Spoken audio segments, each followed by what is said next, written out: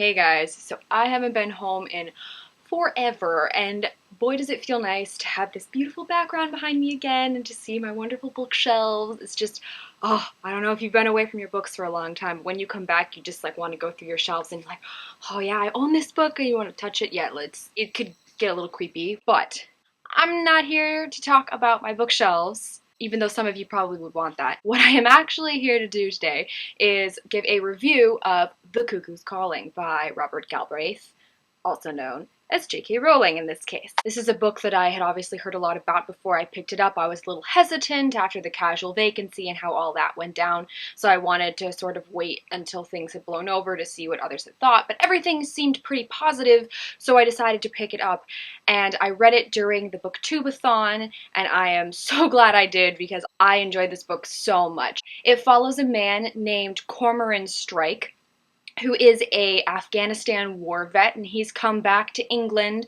to kind of restart his life there, and unfortunately things aren't going super well for him. He is running his own private investigation agency, and he only has one client. He's suffering from PTSD. He's missing part of his leg, and it's just causing him a lot of problems. He's also recently broken up with his longtime girlfriend. So Cormoran at the beginning of this novel is really not having the best of luck. He's been using temporary secretaries to help him organize his life a bit, and this one comes named Robin. She seems to be the thing that's going to help kickstart his private investigation business again, and just as this is happening, a man comes in and says, "I want you to investigate the death of my sister," and they're all like, "Okay, who's this?" Her name is Lula Landry, and she is a model who had a very famous suicide earlier that year. Her brother, the man who came in, says that he doesn't believe that it was a suicide. He believes it's a murder. And that launches this tale of how does Cormoran Strike solve this mystery. Is it a murder? Is it a suicide? Who does it?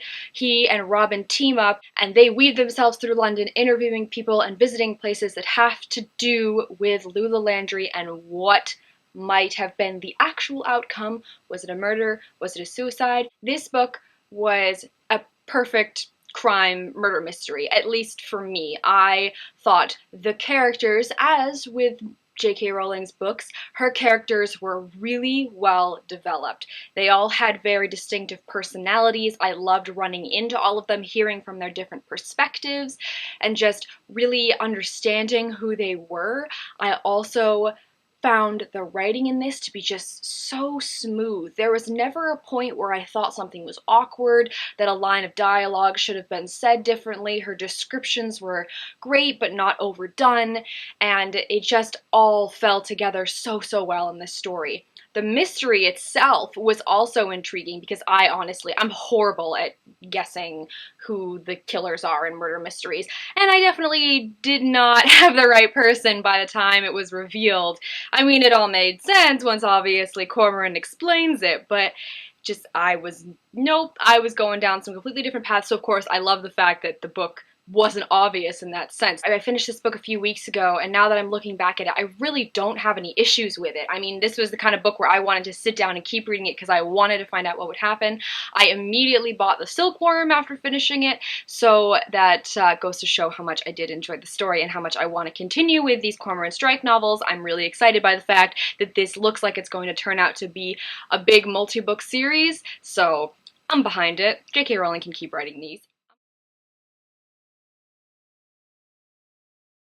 If you guys have read The Cuckoo's Calling, let me know what you thought below. Just, be careful about spoilers since this is a crime murder mystery, In terms of her other novels outside of Harry Potter, Casual Vacancy, this one, The Silkworm, how do you feel about all of that? How's that coming together for you? Let me know down below. As always, all of our links are in the doobly-doo. Feel free to check those out if you feel so inclined. Thank you guys very much for watching, and I'll see you later.